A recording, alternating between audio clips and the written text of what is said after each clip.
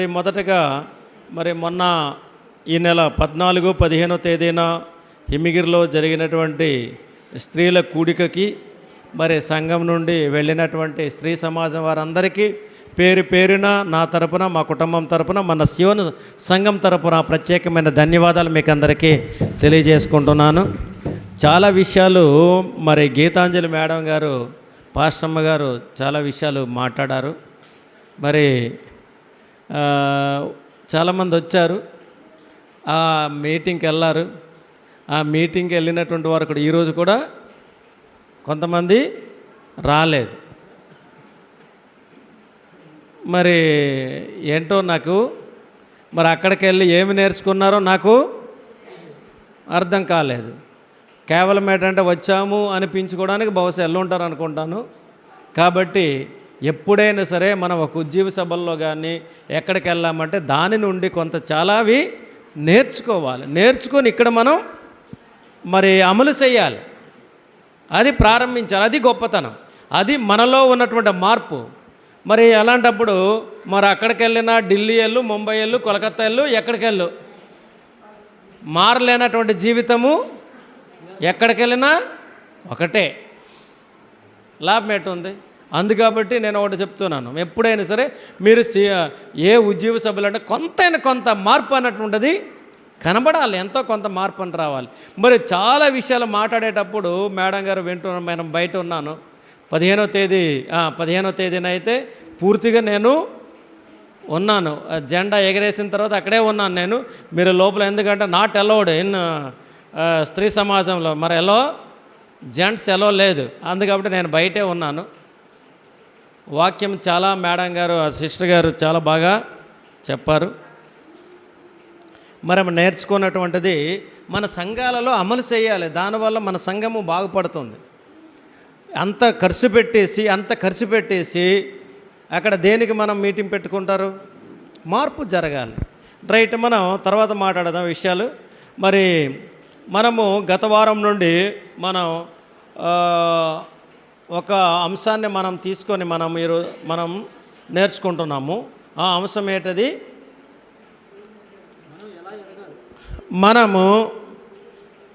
మనము ఏ విధంగా లేదా ఎలా ఎదగాలి. ఎదగాలి అంటే పెరగడం. ఏ రకంగా పెరగాలి? నేను ముసలి ఏజ్లో వచ్చాను, నేను ఇప్పుడు మళ్ళీ పెరుగుతానా అంటే కుదరదు.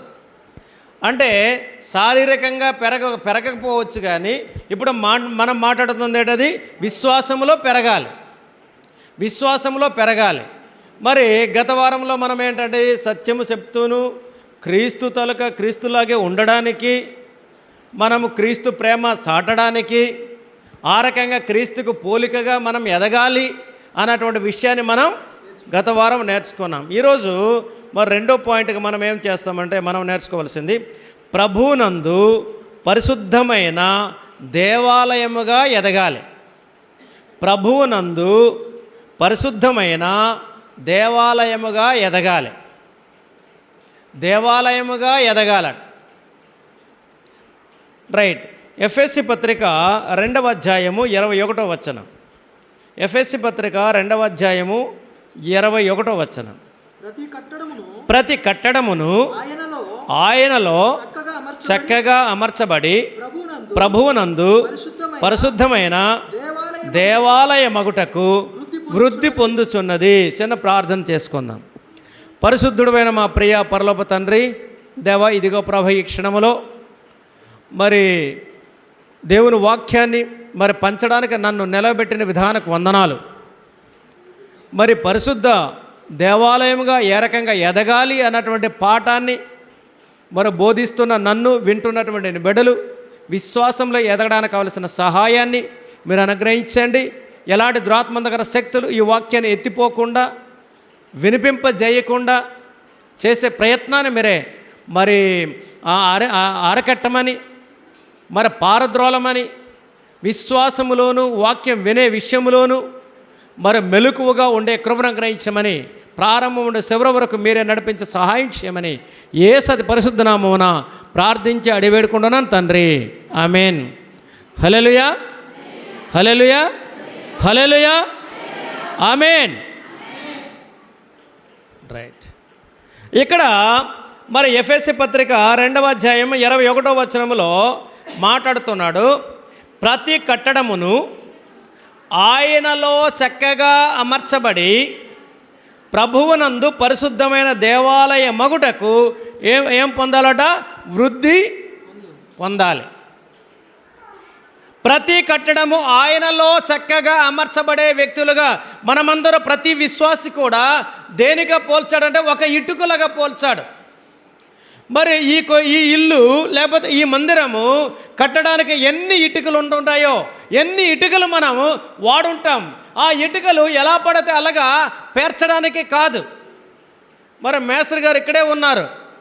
మరి అది ఎలా పడితే అలాగే ఇటుక ఉంది కాబట్టి ముదులు లేదు, కొస లేదు, అటు లేదు, ఇటు వేస్తే ఈ రకంగా అందంగా మరి గోడ కట్టలేము, ఈ మందిరము అయ్యేది కాదు. మరి ఒక మందిరము కట్టాలంటే మామూలు శారీరకమైన బయట ఉన్న మందిరం కట్టాలంటే ఒక ఇటుక వరుసగా పేర్చాలి, ఒక క్రమ పద్ధతిలో పేర్చాలి. అది కూడా పేర్చడం కూడా ఎలాంటిది? ఒకటి ముందైతే ఒకటి వెనక, అలాగే పేరిస్తేనే అది జాయింట్ అన్నటువంటిది ఎక్కడ కూడా మిస్ అవ్వదు. జాయింట్ లేకుండా కట్టాలి. జాయింట్ కానీ కరెక్ట్గా ప్రతిదానికి జాయింట్ కానీ ఉంటే ముక్కలుగా విడిపోద్ది.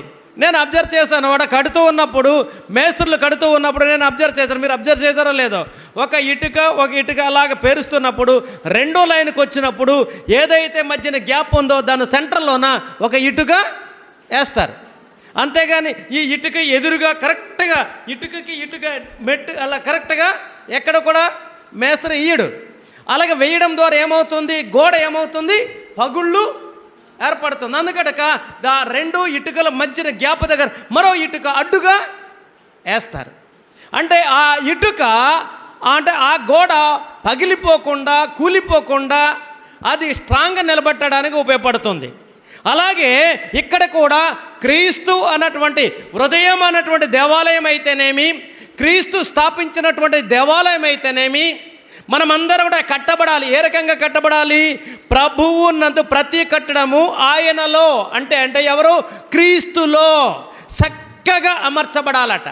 ఒకదానికొకటి కరెక్ట్గా అమర్చబడి ఒక దేవాలయముగా వృద్ధి పొందాలి, అభివృద్ధి చెందాలి. మరి దేవాలయం అంటే మీరు కనబడుతున్నటువంటి ఈ దేవాలయం కాదు. ఈ దేవాలయం కనబడుతుంది, కొన్ని సంవత్సరాల తర్వాత ఏమైపోతుంది? కూలిపోతుంది. కానీ దేవాలయం అన్నటువంటిది ఏంటంటే ఆ 1 కొరింథీ 3వ అధ్యాయం 16వ వచనంలో ఏమని మాట్లాడుతుందంటే, 1 కొరింథీ 3వ అధ్యాయం 16వ వచనంలో, మీరు దేవుని ఆలయమై ఉన్నారనియు దేవుని ఆత్మ మీలో నివసించుచున్నాడనియు మీరెరుగరా. అంటే దేవాలయం అంటే ఎవరిది? దేవాలయం ఎక్కడది? హృదయం అన్నటువంటి దేవాలయం. హృదయం అన్నటువంటి దేవాలయములో క్రీస్తు ద్వారా ఆయనలో మనం ప్రతి కట్టడ కూడా కట్టబడినటువంటి వ్యక్తులుగా ఉండాలి. అంటే అర్థం ఏంటి?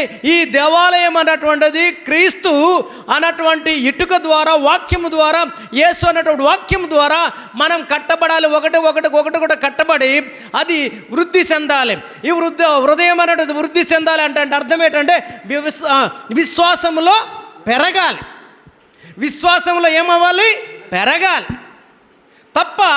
మరి హృదయం అంటే దేవుని ఆలయం. మరి అందుకనక మాట్లాడుతున్నారు, మీరు దేవుని ఆలయమై ఉన్నారని మీరు ఎరగరా? మీకు తెలియదా? ఈ హృదయం అనేటువంటిది విచ్చలవిడిగా వాడడానికి వీలు లేదు. అది దేవునికే వాడాలి. ఆ హృదయం అనేటువంటి దేవునికి స్థానం కల్పించాలి. స్థానం అంటే ఏమన్నాడు? నేను ఆత్మ నివసించుచున్నాడని. మీరు దేవుని ఆలయమై ఉన్నారు, ఆత్మ మీలో నివసించుచున్నాడని. దేవుని ఆత్మ మీలో నివసించుండే మీకు తెలియదా? అంటే ఈ హృదయము ఎవరికి స్థానంకి ఇవ్వాలట? దేవుడే స్థానం ఇవ్వాలి. ఇది దేవుని స్థానం అన్న సంగతి మీకు తెలియదా? మీ హృదయం అనేటువంటి దేవాలయం అనేటువంటిది క్రీస్తుతో కట్టబడే దేవాలయంగా దినము అభివృద్ధి చెందాలి తప్ప మరి తగ్గడానికి కాదు. విశ్వాసంలో పెరగాలి తప్ప తగ్గకూడదు అన్నటువంటి మాట ఈరోజు మాట్లాడుతున్నాడు. అందుకనక ప్రభువునందు పరిశుద్ధమైన దేవాలయముగా వృద్ధి పొందాలి అన్నటువంటి పాఠాన్ని ఈరోజు మనం నేర్చుకుంటున్నాం. ప్రభువునందు పరిశుద్ధమైనటువంటి దేవాలయముగా దినదినము అభివృద్ధి చెందాలి, విశ్వాసం పెరగాలి. అందుకనకే కదా విశ్వాసం పెరగాలనే ఉద్దేశంతోనే మనం ఆదివారం పూట మనం ఇక్కడ కూర్చుంటున్నాం. బుధవారం శుక్రవారం అయితేనేమి స్త్రీల సమాజము, ఆదివారం స్త్రీల సమాజం ఇంటింటికి అయితేనేమి ఎందుకు ప్రార్థన చేస్తున్నాము అంటే హృదయం అన్నటువంటి దేవాలయములో క్రీస్తు అనే బండతోని అంటే ఏం చేయబడాలంటే కట్టబడాలి, అమర్చబడాలి, కట్టబడాలి, విశ్వాసంలో పెరగాలనే ఉద్దేశంతోనే మనం మీటింగ్లు కానీ మనం జరిగినటువంటి మీటింగ్ కూడా దేనికది విశ్వాసంలో ఎదగాలని, పెరగాలని, విశ్వాసంలో పెరగాలని. మనం ఈరోజు చాలామంది మనం ఇక్కడ మాట్లాడుతున్నాం, వింటున్నాం, ఇక్కడ మన బయట ఉన్నారు. మరి చర్చికి రాకుండా విశ్వాసం ఎలా పెరుగుతుంది? చాలామంది కొంతమంది ఏమంటే చర్చికి వెళ్ళకపోయినా పర్వాలేదు, బైబిల్ చదువుతున్నాను, నేను బైబిల్ చదువుతూనే ఇంటి ప్రార్థన చేస్తున్నాను కాబట్టి నేను చర్చికి వెళ్ళకపోయినా పర్వాలేదు అనేసి మాట్లాడుతున్నారు. కొంతమంది అయితే బైబిలే చూడరు, కానీ ఏమని మాట్లాడుతా, నేను క్రిస్టియన్, ఐఎమ్ క్రిస్టియన్ అని మాట్లాడదు. ఏ రకంగా నీ క్రిస్టియన్? ఏ విషయంలో నీ క్రిస్టియన్? నీ ప్రవర్తనలో ఏం కనబడుతుంది? అసలు పరిశుద్ధమైనటువంటి మాటలు మాట్లాడుతున్నావా? పరిశుద్ధమైనటువంటి వృధంగా నీవు జీవిస్తున్నావా అంటే లేదు. కానీ ఏమని మాట్లాడుతున్నాడు? నేను క్రైస్తవుడిని, నేను క్రిస్టియన్ని అని మాట్లాడుతున్నాను. కానీ క్రిస్టియన్ లక్షణం మనలో ఎక్కడ కూడా కనబడదు, క్రీస్తు లక్షణం మనలో ఎక్కడ కూడా కనబడదు. బయటవాడు ఎలాగుంటాడో నీవు కూడా అలాగే మాట్లాడుతున్నావు, ఆ రకమైన ప్రవర్తన అన్నటువంటి ప్రవర్తిస్తున్నావు. అలాంటప్పుడు క్రీస్తు మన హృదయం అన్నటువంటి ఈ ఆలయములో క్రీస్తు చేత కట్టబడే ఆలయంగా ఉండాలని నేను ప్రభుపేట మిమ్మల్ని కోరుచు. మీరు ఎరగరా? దేవుని ఆత్మ మీలో నివసిస్తున్నారు, మీరు ఎరగరా? మీకు తెలియదా? మరి యేసుక్రీస్తు వారు యెరూషలేం దేవాలయంకి వెళ్ళి వచ్చేటప్పుడు అక్కడ దేనిగా మారింది? వ్యాపార గృహంగా మారింది, దొంగల గృహగా మారిపోయింది. మారినప్పుడు ఏమన్నాడు యేసుక్రీస్తు వారు? ఏమని మాట్లాడారు? ఇది దేవుని ఆలయం మీకు తెలియదా? ఈ దేవుని స్తుతించవలసిన ఈ దేవాలయాన్ని దొంగల గుహగా ఎందుకు మార్చారని యేసుక్రీస్తు వారు అక్కడ ఉన్నటువంటి వ్యాపారం చేశారు, అందరూ కూడా కొల్లుగొట్టేశాడు, పంపించేశాడు. ఎందుకంటే అది పంపించడం వల్ల ఆ దేవాలయం ఏం చేయబడింది? పరిశుద్ధం చేయబడింది. అందుకనక హృదయం అనేటువంటి దేవాలయం అనేటువంటిది దినదినము అభివృద్ధి చెందే విధంగా మన ప్రవర్తన అన్నటువంటిది జరగాలి. అలాగే మన ప్రార్థన కానీ ఆరాధన కానీ అన్నీ జరగాలి. అప్పుడు అభివృద్ధి అన్నటువంటి చెందుతుంది, అప్పుడు మనలో మార్పు కనబడుతుంది. అప్పుడు దేవాలయం అంటే హృదయం అనే దేవాలయం దినదినము నూతన పరచబడే దేవాలయంగా, వ్యక్తిగా, విశ్వాసిగా మారుతున్నాం. కాబట్టి గమనించండి, మనమందరూ కూడా ఎక్కడ కూడా వెళ్ళకుండా, అందుకనక మనం మాట్లాడుతున్నాం. ఇక్కడ దేనికి వస్తున్నాం? ఇక్కడ మనం దేవుని మందిరంలో దేనికి వస్తున్నాం? మనం అందరూ కూడా అనుకుంటున్నాం, చాలామంది అక్కడ బయట ఉన్నారు, రోడ్డు మీద ఉన్నారు, ఇంట్లో సెల్ చూసుకొని, మొబైల్ చూసుకొని, అలాగే టీవీ చూసుకొని అందరూ హాయిగా సంతోషంగా ఉన్నారు. వాళ్ళు ఏమన్నాడు? మేము కూడా ఉన్నాము, మేము తెల్లారి టీవీలో చూసాము, దేవుని వాక్యము విన్నాము, వెళ్ళకపోయినా పర్వాలేదు అన్నటువంటి వారు కూడా ఉన్నారు ఇప్పుడు. కానీ ఇక్కడ దేనికి మనం వస్తున్నాం తెలుసా? నలుగురు ప్రార్థన చేసేటప్పుడు, నలుగురు మాట్లాడేటప్పుడు, వాక్యము చెప్పేటప్పుడు వారిలో ఉన్న మంచి క్వాలిటీ అన్నటువంటిది ఏదైతే మంచి లక్షణాలు, విశ్వాసంలో ఏ మంచి లక్షణాలు ఉన్నాయి అది చూసి మనం నేర్చుకోవాలి. ఒకటి. రెండోది ఏంటంటే వాక్యము మనలో ఈ వారములో ఏవైనా తప్పు చేసినట్టుగా అయితే ఈ వాక్యం ద్వారా మన హృదయాన్ని ఏం చేయబడుతుందట? శుద్ధీకరింపబడుతుంది, దూరం చేయబడుతుంది. ఆ కల్మషాలన్నీ కూడా దూరం చేసి పరిశుద్ధంగా మార్చడానికి ఈ ఆరాధన స్థలం.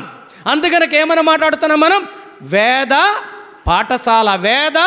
పాఠశాల. మనం చాలామంది చర్చి అన్నారు, చర్చి అంటే ఇంగ్లీష్లో ఉండొచ్చు, కానీ తెలుగులో ఏమైనా మనం చెప్పాలి ఇప్పుడు? వేద పాఠశాల. మనమందరూ కూడా, నాతో పాటు మనమందరూ కూడా దేవుని వాక్యము నేర్చుకుంటున్నటువంటి పాఠశాల ఇది. ఇది స్కూలు, దేవుని వాక్యం నేర్పే స్కూల్. అది స్కూలుకి వెళ్ళకుండా ఏ విద్యార్థి కూడా బాగుపడతాడా? ఎక్కడైనా ఎవరైనా బాగుపడ్డారు చెప్పండి? ఎవరు కూడా బాగుపడ. నేను స్కూల్కి వెళ్ళనండి, స్కూల్కి వెళ్ళకుండా నేను పరీక్ష రాసేస్తాను అనేసి అంటే పరీక్ష రాయగలరా? స్కూల్కి వెళ్ళాలి, మరి ఉపాధ్యాయుడు చెప్పిన మాట వినాలి, ఉపాధ్యాయుడు ఏదైతే మరి హోంవర్క్ ఇస్తాడో అది చెయ్యాలి. ఎప్పుడైతే చేస్తావో, ఎప్పుడైతే ఉపాధ్యాయుడు చెప్పినట్టుగా నీవు చేస్తావో అప్పుడే మంచి స్థాయికి ఎదుగుతావు, మరి పోటీ పరీక్షల్లో కూడా నెగ్గుతావు. కానీ నేను స్కూల్కి వెళ్ళకపోయినా పర్వాలేదు, నేను ఇంటి దగ్గర ఇదిగో పుస్తకాలు తీసుకొచ్చాను చదువుకుంటాను అని ఇంటి దగ్గర కూర్చొని పుస్తకాలన్నీ తీసుకొచ్చి ఇంటి దగ్గర కూర్చొని నీ మాట వండరే నీ మాట రాసుకొని ఉంటా చదువుకుంటా నువ్వు ఎక్కడెక్కడ పాస్ కాలేవు. అలాగే ఇక్కడ వేద పాఠశాలలో నీవు రాకుండా దేవుని రాజ్యంలో నీవు వెళ్ళలేవు. కరాఖండిగా నేను చెప్తున్నాను, దేవుని మందిరములో, దేవుని ఆరాధన స్థలంలో, దేవుని దగ్గర ఆరాధించే స్థలంలో నీవు రాకుండా దేవుని రాజ్యంకి వెళ్తాను అనేసి అంటే అది కుదరదు. ఎందుకు అంటే పరిశుద్ధపరిచే వేద పాఠశాల ఇది. అందుకనక నీ మీ దేవుని ఆత్మ మీలో నివసిస్తున్నాడని మీకు ఎరగరా అని మాట్లాడుతున్నాను. అంటే ఈ ఆలయం ఏం చేయబడాలట? విశ్వాసంతో కట్టబడాలి. క్రీస్తు ద్వారా విశ్వాసముతో కట్టబడాలి. రోజు నీ ప్రవర్తనలో, మాటల్లో, తీరులో అన్ని మార్పు రావాలి. మార్పు లేనప్పుడు ఎక్కడ చేసినా నేను ఇందాకలు చెప్పినట్టుగా ఎక్కడికెళ్ళు, అటు శ్రీకాకుళం వెళ్తావో, ఇటు పలాస వెళ్తావో, అటు హరిపురం వెళ్తావో, లేకపోతే అటు మిల్లేపుట్టు వెళ్తావో, ఎక్కడికి వెళ్ళినా ఆ కుక్కతోక వంకరే. ఎక్కడికి వెళ్ళినా ఇక్కడ బయటకు వచ్చినట్టు బూతులు తిడుతుంటావు, బూతు మాటలు మాట్లాడతావు, కోపంగా ఎదురు వ్యక్తిని కోపంగా చూస్తావు. నీలో మార్పు ఎక్కడ మార్పు కనబడతావు? నీవు ఎక్కడికి వెళ్ళి తిరిగినా నీలో ఒకరికొకరి దేవుని ప్రేమ నీలో లేకపోతే, ఎదుటి వ్యక్తిని ప్రేమించే లక్షణము, గుణం నీవు లేనప్పుడు నీవు ఎక్కడికి వెళ్తావు? ఏంటి అంత ఒకటే కదా. నీవు ఎక్కడికెళ్ళు, నీ జీవితంలో కనబడాలి దేవుని వాక్యము, క్రీస్తు ప్రేమ, ఎదురిని ప్రేమించే తత్వం కలిగి ఉండాలి. ఒకవేళ తప్పు చేసిన క్షమించే గుణం కలిగి ఉండాలి. అప్పుడే నీలో, నీ హృదయంలోను మరి దేవుని ఆలయము మరి దినదినము వృద్ధి చెందినట్టుగా అవుతుంది.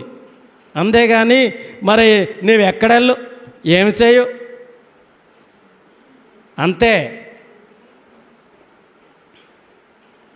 అక్కడికి వెళ్తే తెలుపు, ఇక్కడికి వచ్చినప్పుడు మాటల్లో నలుపు. దేవునిలో ఏది గెలుపు? నీ ఒళ్ళు సలుపు, మనిషిని కలుపు. అవునా? అర్థమైపోయిందా? అందుకే ఒకటి చెప్తురా, ఎక్కడికి వెళ్ళినా ఏం చేసినా మనం క్రీస్తు ప్రేమ కలిగి ఉండాలి. అందుకనక కీర్తనలు 93:5 వచనంలో ఏమని మాట్లాడుతున్నాడు అంటే, నీ శాసనములు ఎన్నడను తప్పిపోవు యెహోవా, ఎన్నటెన్నటికి పరిశుద్ధతయే నీ మందిరమునకు అనుకూలము. తండ్రి అనే దేవుడు మాట, నీ శాసనం ఎన్నటికి తప్పిపోవు యెహోవా, ఎన్నటంటే పరిశుద్ధతయే నీకు అనుకూలం. నీ మందిరం పరిశుద్ధంగా ఉండాలని నీవు కోరుకుంటావు, అంతే తప్ప అపరిశుద్ధంగా ఉండాలని ఎప్పుడు కోరుకోవడం లేదు. పరిశుద్ధంగా ఉండాలని కోరుతున్నాడు అంతే దేవుడు. నువ్వు ఎక్కడికి వెళ్ళినా ఏం చేసినా నీ హృదయం పరిశుద్ధంగా ఉండాలి, దేవుడు కోరుతున్నాడు అంతే. నీవు ఏం చేస్తున్నావని కాదు, ఎలా ప్రార్థన చేస్తున్నావో కాదు. గుణం గుడుసుడిది అయితే ప్రార్థన కూడా అంత వృధే. బయట బటారం లోన లొటారం. నేను ఇలాగ మాట్లాడుతున్నాను, రాసి ఉన్నట్టు మాట్లాడుతున్నాను అంతే. మరి అనుకోండి, అది మనలో ఉన్నటువంటి లక్షణాలు కలిగి ఉండాలి. నువ్వు ఎక్కడున్నావని కాదు, ఏం చేస్తున్నావని కాదు, దేవునిలో విశ్వాసంలో ఎదుగుతున్నావా లేదనేది చూస్తున్నాడు. నువ్వు ఎంత అందంగా ఉన్నావు కాదు, ఎన్ని బట్టలు మంచి ఆభరణాలు వేసుకున్నావని కాదు, నువ్వు ఏ హోదాలు ఉన్నావని కాదు. దేవుడు హోదా చూడ్డు, అందం చూడ్డు, మరి ఆభరణాలు చూడ్డు. ఏం చూస్తాడు? హృదయం చూస్తాడు. నీ హృదయం పరిశుద్ధంగా ఉందా లేదా? మరి ఆ హృదయంలో నీ ఆలయంగా దినదినము వృద్ధి చెందుతుందా లేదా చూస్తాడు తప్ప బయట అలంకారం ఎక్కడ కూడా దేవుడు చూడడు. మరి లోపలే కనబడతాడు, లోపలవే. మరి ఎక్స్రే స్కానింగ్, మన స్కానింగ్ చేసినప్పుడు ఏం కనబడుతుంది? ఏదైతే కావాలనుకుంటే అదే చూపిస్తుంది, అంతే కదా. స్కానింగ్ చేసేటప్పుడు లేకపోతే ఎక్స్రే తీసినప్పుడు దేనికోసం ఎక్స్రే తీస్తారు? ఆ లోపల ఎముక ఇరిగిందా లేదని. మరి మాంసం కనబడదే, ఏమి కనబడుతుందమ్మా? ఎముకే కనబడుతుంది. మనకు కావాల్సింది ఏంటిది? ఎముక బాగుందా లేదా, ఆ పార్ట్ పోయిందా స్కానింగ్ చేస్తాడు. ఏ పార్ట్ అయితే గురించి మనమైతే స్కానింగ్ చేస్తామో ఆ పార్ట్ చూసిన ఆ పార్ట్లో అన్నీ బాగున్నాయా లేదా, అది స్కానింగ్లో చూపిస్తుంది. మిగతావన్నీ కనబడతాయా? కాదు. మనకు కనబడేది ఏదైతే మనం కావాలనుకుంటే అదే కనబడుతుంది. దేవుడు కూడా అదే కోరుతాడు. నీకు ఇక్కడ ఉన్నటువంటి తల నుండి మరి కింద వరకు నువ్వు ఎలాగున్నావని చూడ్డు, ఎంత మంచి బట్టలు వేసుకున్నావని చూడ్డు. కానీ ఎక్కడ స్కానింగ్ చేసిన దేవుడు ఏం చేస్తాడు? ఎక్స్రే తీస్తాడు. ఆ ఎక్స్రే ఎక్కడికి వెళ్ళాలి? ఇక్కడే చూస్తాడు. ఇక్కడ పరిశుద్ధంగా ఉందా లేదా అని చూస్తాడు, అంతే. మిగతావన్నీ కూడా ఎలాగున్నావని కాదు, ఇక్కడ పరిశుద్ధంగా ఉన్నావా లేదా. కానీ ఒళ్ళంతా కుళ్ళిపోయి నాశనం అయిపోయినా అవన్నీ చూడ్డు, ఇక్కడే చూస్తాడు. అందుకనక ఇద్దరు, ధనవంతుడు ఒకడు, బీదవాడు ఒకడు, అడుక్కున్నాడు ఒకడు, ఇద్దరు చనిపోయారు. మరి ఎవరు దేవుని రాజ్యంకి వెళ్ళాడు? ఎవరైతే అడుక్కున్నాడో, మరి ఊరంతా తిరిగేసి తినుకొని ఉన్నాడో వాడే దేవుని రాజ్యంకి వెళ్ళాడు. కానీ ధనవంతుడుగా ఉన్నటువంటి మహారాజులాగా బ్రతికినటువంటి వాడు దేవుని రాజ్యానికి వెళ్ళలేదు. మరి అలాగే ఒక యవ్వనస్తుడు వెళ్ళాడు. చిన్నప్పటి నుండే నేను తల్లిదండ్రులను ప్రేమిస్తున్నాను, అలాగే మరి దేవుని ఆజ్ఞలు ఏవైతే ఉన్నాయో అన్నీ నేను పాటిస్తున్నాను, నేను దేవుని రాజ్యానికి అర్హుడినా కానా అని అన్నాడు. నీ ధనమంతా బేదలకి ఇచ్చేసి నాతో రా అన్నప్పుడు ఆ ధనవంతుడు ఏమయ్యాడు? సిగ్గు వచ్చింది. సిగ్గుపడి, ఎందుకంటే ధనము వదలలేకపోతున్నాడు. అందుకనక ఒకవైపు సిరి, ఒకవైపు దేవుడు. ఒకవైపు సిరి అంటే ఏంటి? సంపద. సిరి అంటే అర్థం ఏంటి? సంపద. ఒకవైపు ధనం, ఒకవైపు దేవుడు. రెండు పడవల మీద అడుగేశాడు. అందుకనక యేసుక్రీస్తు వారు ఏమని మాట్లాడారు? ఒంటే సూది బెజ్జములో దూరుట సులభం, కానీ ధనవంతుడు దేవుని రాజ్యంలో ప్రవేశించలేడు. అంటే ధనవంతుడు అంటే డబ్బు ఉన్నటువంటి వాడైనా కాదు, పరిశుద్ధంగా ఉన్నటువంటి ఎవరైతే లేరో అలాంటి వారు దేవుని రాజ్యంలో వెళ్ళలేరు. పరిశుద్ధంగా ఉన్నటువంటి వారే. 2 కొరింథీ 6వ అధ్యాయం 16వ వచనం. 6వ అధ్యాయం 16వ వచనం. 2 కొరింథీ 6వ అధ్యాయం 16వ వచనం. దేవుని ఆలయమునకు విగ్రహములతో ఏమి పొందిక? మనము జీవం గల దేవుని ఆలయమై ఉన్నాము. అందుకు దేవుడు ఇలాగ సెలవిచ్చి ఉన్నాడు, నేను వారిలో నివసించి సంచరింతును, నేను వారి దేవుడినై యుందును, వారు నా ప్రజలై ఉందురు.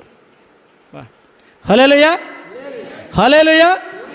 దేవునికి స్తోత్రం, దేవునికి స్తోత్రం.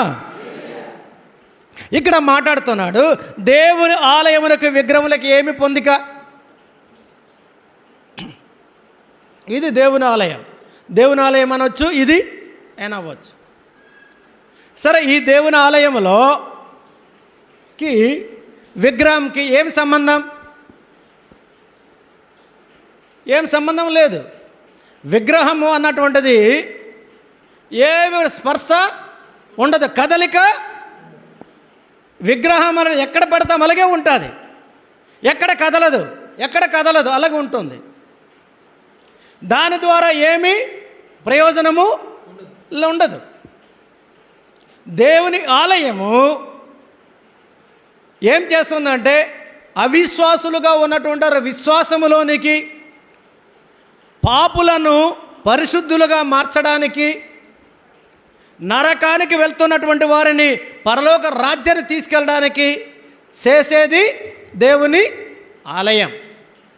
మార్చేది దేవుని ఆలయం. హృదయాలను మార్చేది దేవుని ఆలయం, మనస్సును మార్చేది దేవుని ఆలయం, మనుషుల తన నడకను మార్చేది దేవుని ఆలయం, మనుషుల తన మాటలు మార్చేది దేవుని ఆలయం. మనుషుల దాక అంటే రూపురేఖలు, రూపు కాదు, వారి తన గుణగణాలన్నీ కూడా మరి మార్చేదేది దేవుని ఆలయం. కాబట్టి గమనించండి. అందుకనక ఏమైనా మాట్లాడుతున్నా, మనము జీవము గల దేవుని ఆలయమై ఉన్నాము. నేను వారిలో నివసించి ఏం చేస్తానంటే సంచరిస్తున్నంటే వారితో నేను కలిసి తిరుగుతాను. నేను వారి దేవుడనై ఉన్నాను, వారు నా ప్రజలై ఉన్నారు. అంటే నేను వారితో ఉంటున్నాను, వారు హృదయంలో నాకు స్థానం కల్పించారు కాబట్టి వారితోనే నేను ఉంటాను, వారితో కలిసి ఉంటాను. నేను వారి దేవుడనై ఉన్నాను కాబట్టి వారు నా ప్రజలై ఉన్నారు. అంతే కదా. మీరు మేకలు గొర్రెలు కాసేవారు, నేను మీ దగ్గరకు వచ్చి, మీకు దగ్గరకు వచ్చి, లేకపోతే మీ మేకల దగ్గరకు వచ్చి, గొర్రెల మంద దగ్గరకు వచ్చి, ఈ గొర్రెలు నావి అన్నారనుకోండి, నాది అన్నాను కూడా, మీరు ఒప్పుకుంటారా? మేకలు ఉన్నవారు చాలా ముమ్ముడాతవేన్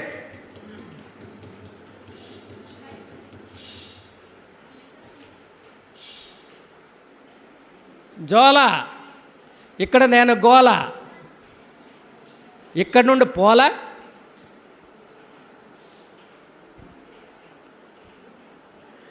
నేను మాట్లాడుతుంది వాళ్ళకి జోల, నేను ఇక్కడ చేస్తున్నది గోల. లేదు అనస అంటే ఇక్కడ నుండి మీరందరూ పోలా.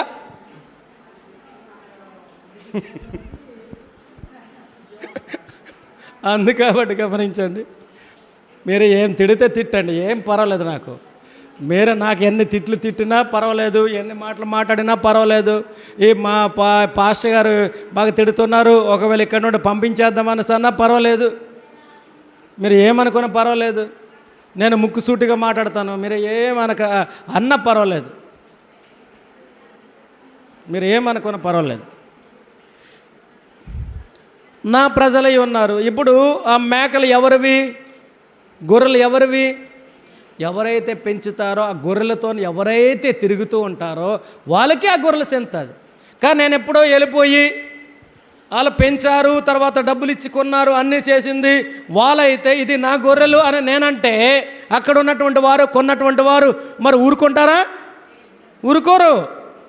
అందుకనక ఏమన్నాడు, వారు నా ప్రజలై ఉన్నారు అంటే, ఎందుకంటే యేసుక్రీస్తు వారు వాళ్ళ హృదయంలో ఉంచుకున్నారు కాబట్టి, వారి దేవుడిగా ఉంచారు కాబట్టి. ఇప్పుడు దేవుని ప్రజలు వేరు, సమాజంలో ఉన్న ప్రజలు వేరు.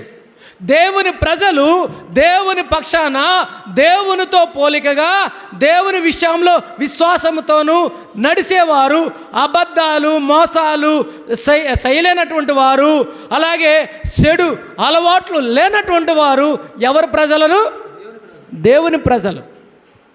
కానీ ఇక్కడ మనం చాలామంది నేను దేవుని ప్రజని, నేను దేవుని బిడ్డను అని మాట్లాడతావు, అక్కడికి వెళ్ళిన తర్వాత వెధ వేషాలు వేస్తావు, తప్పుడు పనులు చేస్తావు, తప్పుడు అలవాట్లు చేస్తుంటావు. కానీ నేను దేవుని బిడ్డనని మనం చెప్పుకుంటావు. సిగ్గు లేకుండా. అందుకబట్టి గమనించండి, మనం దేవుని బిడ్డలుగా ఉండాలి. దేవుని బిడ్డలుగా ఉందాం, లేకపోతే మారిపోదాం.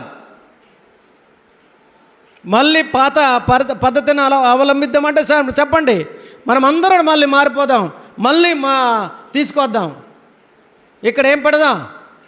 విగ్రహం పెడదాం, అంతే కదా. అప్పుడు ఏడ ఉండేది? విగ్రహం ఉండేదా లేదా? అందుకని అన్నాడు, దేవుని ఆలయంకును విగ్రహంకి ఏమి పొందిక అన్నాడు. సంబంధం ఏంటి? సంబంధం లేదు. అందుకబట్టి పొందిక లేనటువంటి వ్యక్తులుగాను దేవుని బిడ్డలుగాను ఉండాలని నేను ప్రభు పేరట మిమ్మల్ని కోరుచున్నాను. అందుకని హెబ్రీయులు రాసిన పత్రిక 3వ అధ్యాయం 3వ వచనంలో ఏమని మాట్లాడుతున్నాడంటే, ప్రతి ఇల్లును ఎవడైనా ఒకని చేత కట్టబడును, సమస్తమును కట్టువాడు దేవుడే. పెరగడం అన్నటువంటిది ఎవరైనా సరే, ఏ రకంగా అయినా సరే ఆహారం తినేసి ఎవరో ఇస్తే, అన్నం ఇస్తే, కూర ఇస్తే, ఏమైనా పెంచితే పెంచవచ్చు, కానీ పెరిగేటట్టుగా చేసేది ఎవరు? దేవుడే. దేవుడే. మీరు అన్నం తింటే దానివల్ల నేను పెరిగాను సార్. అన్నం తిన్నటువంటి, కూర తిన్న, రకరకాల ఆహారం తిన్నటువంటి వారు, ఇంత పొట్టిగా ఉన్నటువంటి వారు ఉన్నారా లేదా? పెరగలేనటువంటి వారు ఉన్నారా లేదా? మరి నీవు ఈరోజు పెరిగావు. పెరిగేటట్టుగా చేసేవాడు ఎవరు? నువ్వు అన్నం తిన్నా, కూర తిన్నా, ఏం చేసినా, అన్ని రకాలైన ఆహార పదార్థాలు తినడం నీ వంతు. కానీ ఆ దేవుడు ఏం చేయడు? పెరిగేటట్టుగా చేసేవాడు దేవుని వంతు. అందుకప్పుడు గమనించండి. అందుకని ఇల్లు కట్టేవాడు గొప్పవాడు కాదు, కట్టించేవాడు గొప్పవాడు. అంతే కదా. ఇక్కడ మేస్త్రి ఉన్నారు, మా బ్రదర్ ఉన్నాడు, ఆడ కట్టాడు అనేసాడు కాదు. ఆడ గొప్పోడా, కట్టించేవాడు గొప్పోడా? కాదు, కట్టించేవాడు అంటే ఇంటి యజమాని. ఎందుకంటే వాడు డబ్బులు, సామాన్లను వాడే పెట్టుబడి పెడతాడు, ఇతను మాత్రం కడతాడు అంతే. కాబట్టి కట్టేవాడు కంటే కట్టించేవాడే గొప్ప. అందుకప్పుడు ఈరోజు కూడా నీవు పెరిగావంటే, ఇరకంగా ఉన్నావంటే, నీవు మరి నేను ఇరకంగా తినడం వల్ల, జాగ్రత్త తీసుకోవడం వల్ల, కానీ ఆయుష్నిచ్చి, ఆరోగ్యాన్నిచ్చి తీసుకెళ్ళేవాడు ఎవరు? దేవుడే. అందుకనక ప్రతివాడు ఇల్లు కట్టుకుంటాడు, కానీ కట్టించేవాడే గొప్పవాడు. అలాగే 1 కొరింథీ 3:9 1 కొరింథీ 3:9 మేము దేవుని జతపని వారమై ఉన్నాం, మీరు దేవుని వ్యవసాయమును, దేవుని గృహమునై ఉన్నారు. అంటే మేము అంటే ఎవరు? ఇక్కడ పాస్టర్, లేకపోతే ఎవరైనా సరే ఇక్కడ బోధించేవారు. మేము పనివారిగా ఉన్నాం, దేవునితో కలిసి పనిచేయడానికి ఉన్నటువంటి వారుగా ఉన్నాం. కానీ మీరు దేవుని వ్యవసాయం చేసేవారుగా మీరు ఉన్నారు. తర్వాత ఏమన్నాడు? దేవుని గృహము కలిగినటువంటి వారుగా మీరున్నారు. అందుకప్పుడు గమనించండి, మీరందరూ ఆ రకంగా ఉండాలని కోరుతున్నాడు. అలాగే ఎఫెసీ 4:13 చూసి ముగిద్దాం. ఎఫెసీ 4:13 పరిశుద్ధులు సంపూర్ణులగునట్లు క్రీస్తు శరీరము క్షేమాభివృద్ధి చెందుటకును, పరిచర్య ధర్మము జరుగుటకును ఆయన కొందరిని అపోస్తులుగాను, కొందరును ప్రవక్తలుగాను, కొందరిని సువార్థికులుగాను, కొందరిని కాపరులుగాను, కొందరును ఉపదేశకులుగాను దేవుడు ఏం చేశాడట? నియమించాడు. ఇక్కడ కమిటీ సభ్యులు ఉన్నారు, బోధించే బోధకుడు ఉన్నాడు, సొక్కిడారు ఉన్నారు, తర్వాత పరిచారకులు కూడా ఉన్నారు. అది దేవుడు కల్పించినటువంటి అవకాశం. మీరు అనుకుంటున్నారు పాస్టర్ గారు నిలబడమన్నారు కాబట్టి మేము నిలబడ్డాను అని మీరు అనుకుంటున్నారు. కానీ ఆ రకంగా మాట్లాడించేది ఎవరు? దేవుడే. పాస్టర్ గారు అనకండి, ఇక్కడ పెద్ద మనుషులు అనకండి. ఎవరైనా సరే ఒక పని మనకు అప్పగించారంటే అది దేవుడే కల్పించాడు అన్నట్టు మనం అనుకోవాలి తప్ప, మనం ఎవరితో జత పనివారుగా ఉండాలి? దేవునితో జత పనివారుగా ఉండాలి. కొంతమంది బోధకులుగా ఇక్కడ నిలబడ్డారు, కొంతమంది చొక్కీదారుగా నిలబడ్డారు, కొంతమంది మరి కమిటీ సభ్యులుగా ఉన్నారు, కొంతమంది ఆయా విభాగాలలో కొంతమంది నియమించారు, దేవుడే. అందుకబట్టి మనం దేవుని జత పనివారుగా, దేవునితో కలిసి పనిచేసే వారుగా ఉండాలి దేవుడు కోరుకుంటున్నాడు. ఎక్కడ కూడా దేవుని దగ్గర ఉండి జారిపోవాలి, దూరంగా ఉండాలని మాత్రం మీరు ఎప్పుడు కూడా కోరుకోవద్దు. దేవునితో కలిసి ఉంటే, దేవుని కార్యములో, దేవుని పనిలో మనం ఎదుగుతూ పని చేస్తూ ఉన్నప్పుడు విశ్వాసంలో మనం ఏం చేస్తాము? ఎదుగుతాం. ఎందుకంటే జత పనివారుగా ఉన్నప్పుడు దేవుని వాక్యం చదువుతాం, ప్రార్థన చేస్తాం. దేవుని వాక్యం చదువుతాము, ప్రార్థన చేస్తాం, కాబట్టి విశ్వాసంలో ఎదగడానికి అవకాశం ఉంది. మరి జత పనివారుగా లేకపోతే నీవు ప్రార్థన చేయవు, దేవుని వాక్యము చదవలేనప్పుడు నీవు విశ్వాసంలో ఎలాగెదుగుతావు? ఎదగలేవు. అందుకప్పుడు గమనించండి, మనమందరం కూడా ఏ రకంగా ఎదగాలి? ఈరోజు మనం నేర్చుకున్నటువంటి పాఠం ఏది? ఏ రకంగా ఎదగాలి? పరిశుద్ధమైన దేవాలయముగా ఎదగాలి. ఎవరిలో? ప్రభువు నందు. ప్రభువులో పరిశుద్ధమైన దేవాలయముగా ఎదగాలి. ఈ ఈ హృదయం దేవుని ఆలయం. ఈ శరీరము ఎవరిది?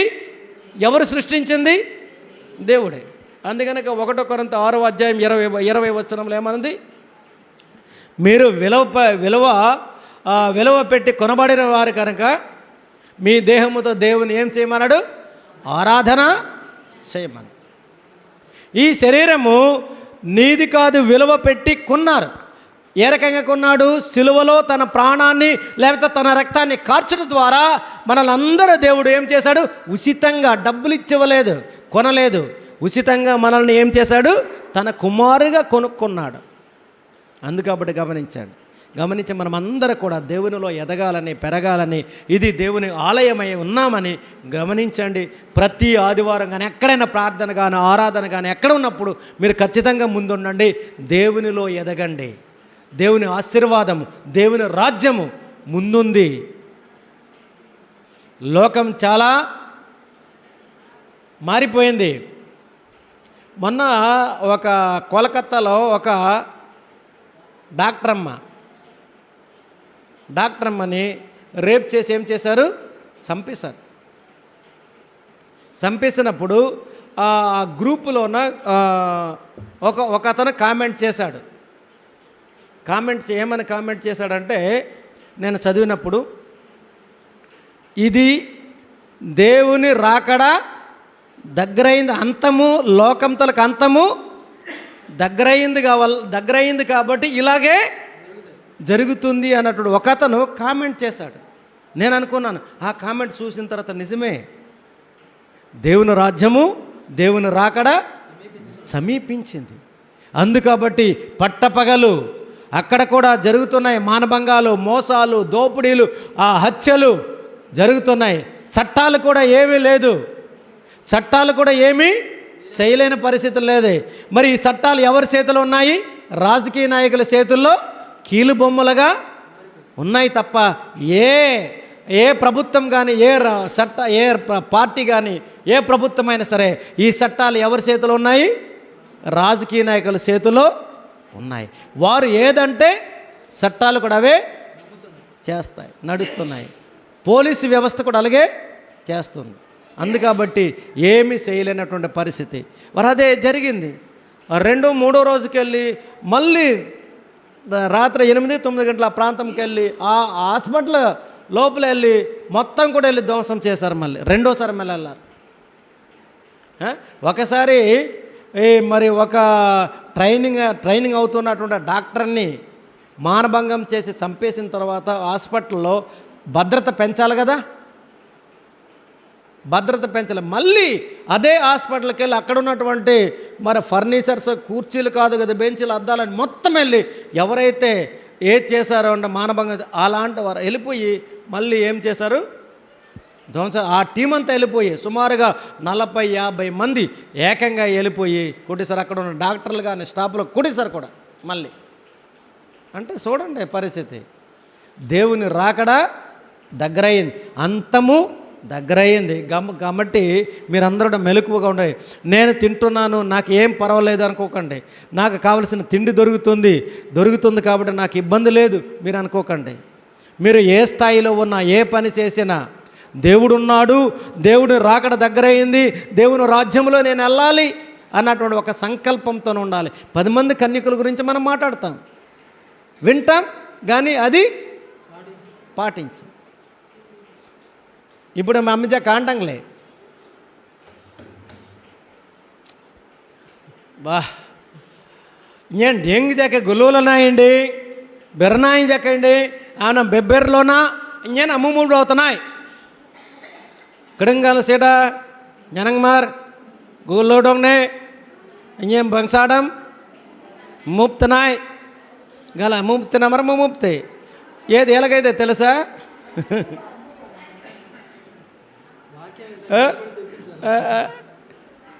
ఆమె ముమ్ముడ్డానా ఆమె బెర్తను పో బెబెర్నా ఇంకేం ముమ్ముడ్డాతనా ఇదే క్రీస్తు రాకడ వచ్చినప్పుడు ఏమవుతుందంటే ఇద్దరు తిరుగుతున్నాడు, అందులో ఒకరు వెళ్తున్నారు. మంచం మీద ఇద్దరు పడుకుంటే ఒకరు వెళ్తున్నారు. మరి 10 మంది కన్యకల్లో కూడా 5 వెళ్ళారు, 5 మిగిలిపోయారు. ఆ మిగిలిపోయిన గుంపులో నీవున్నావేమో, నేనున్నానేమో. రాబోయే రోజుల్లో ఆ గ్రూపులో నీవు నేను మనమందరం ఉంటామేమో. అక్కడ ఉండకుండా క్రీస్తుతో కూడా వెళ్ళడానికి ఉండే గుంపులో మనం ఉండాలని కోరుకుందాం. ఒకవేళ ఆ గుంపులో ఉండాలి అంటే ఇప్పుడు విశ్వాసంలో ఎదగాలి. హృదయం అన్నటువంటిది దినదినము అభివృద్ధి, విశ్వాసంలో ఎదగాలి. ఆ రకంగా ఎదగాలని ప్రభు పేరట కోరుకుంటూ ఈ వాక్యాన్ని ఇంతటితో ముగిస్తున్న చిన్న ప్రార్థన చేసుకుందాం. పరిశుద్ధుడైన మా ప్రియ పరలోక తండ్రి, మహోన్నతుడా, సర్వశక్తిమంతుడా, అధిసంభూతుడా దేవా, ఈ క్షణంలో మరోసారి నీ యొక్క నామాన్ని జ్ఞాపకం చేసుకుంటున్నాం.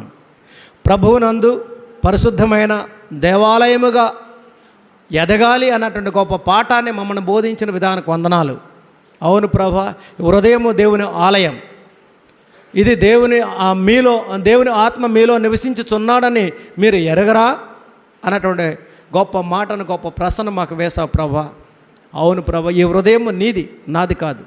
ఈ శరీరము నీది, నీవు సృష్టిని నీ స్వహస్తముతో తయారు చేసినటువంటి మంటితో తయారు చేసిన ఈ శరీరం నీది, నాది కాదు. అంతేకాకుండా నీవు విలువ పెట్టి కొనబడినటువంటి ఈ శరీరం నాది కాదు, నీది. మేమందరూ కూడా ప్రభా, ఇది ఈ శరీరం నాది కాదు, దేవునిది అన్నటువంటి గొప్ప ఆలోచన, గొప్ప విశ్వాసము ప్రతి ఒక్కరు అనుగ్రహించండి. ఈ వాక్యం ద్వారా హృదయాలలో మీరే నాటింపజేసి విశ్వాసంలో ఎదగడానికి కావలసిన సహాయాన్ని ప్రతి ఒక్కరికి అనుగ్రహించి నడిపించే సహాయం చేయమని యేసు పరిశుద్ధ నామాన్ని బట్టి ప్రార్థించి అడిగి వేడుకుంటున్నాను తండ్రి. ఆమేన్.